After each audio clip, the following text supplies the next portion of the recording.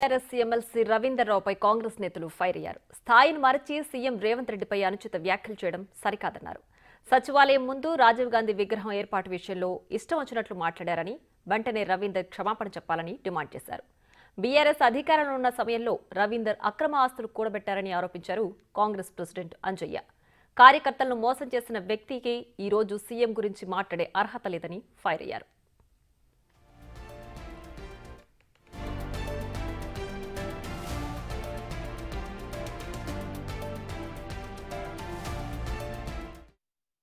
విమర్శలు సద్విమర్శలు సహజం. అది విమర్శలు అనేది ఓ సిస్టమ్ ప్రకారం పద్ధతి ప్రకారం ఉండాలి.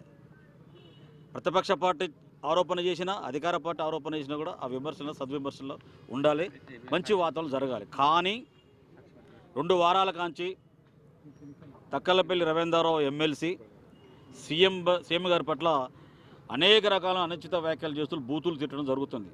ప్రెస్ మీట్ పెట్టిన తర్వాత తెల్లారే నా పైన వ్యక్తిగతమైన ఆరోపణలు చేయడం జరిగింది.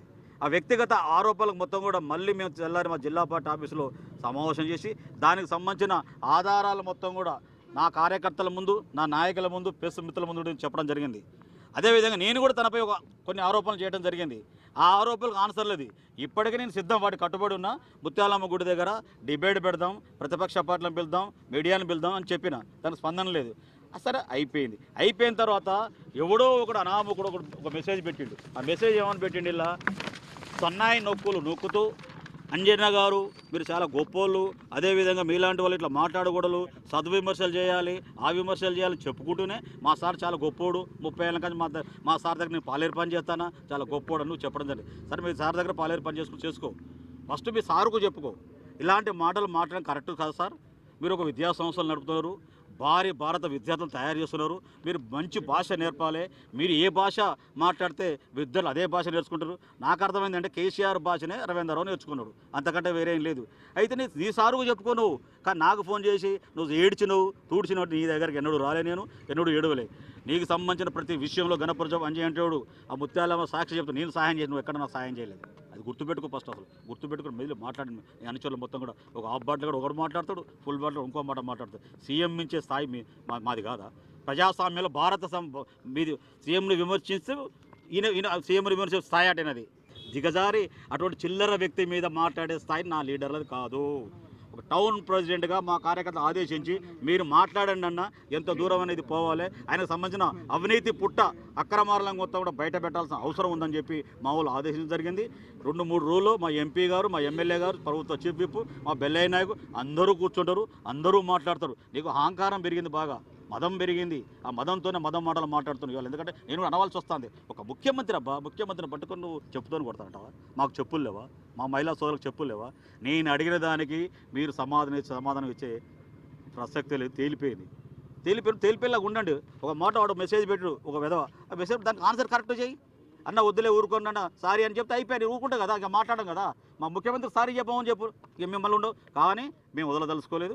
ఇవాళనే మున్సిపాలిటీ కమిషనర్ గారితో మాట్లాడడం జరిగింది. నువ్వు అక్రమంగా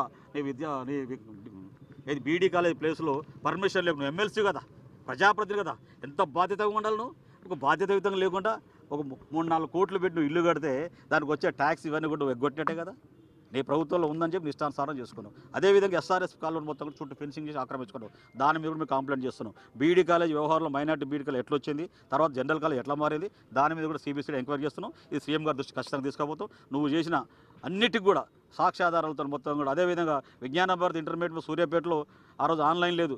సూర్యాపేట అప్లికేషన్ వేరే కాలేజ్ అప్లికేషన్ ఇక్కడికి వచ్చేది, ఇక్కడ అప్లికేషన్ అక్కడ. దాని అర్థం మీకు తెలుసా?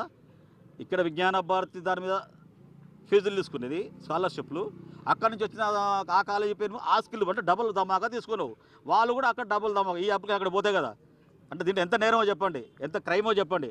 నీ అప్లికేషన్లో నీ దగ్గర వచ్చిన ఫీజులు కూడా నువ్వు తీసుకో, ఓకే, స్కాలర్షిప్ తీసుకో. కానీ ఇంకో కాలేజీలో అప్లికేషన్ పట్టుకోవచ్చు కూడా, ఈ కాలేజీ పేరు మీద నువ్వు తెచ్చుకున్నావు. కుంభకోణం కాదు ఇది.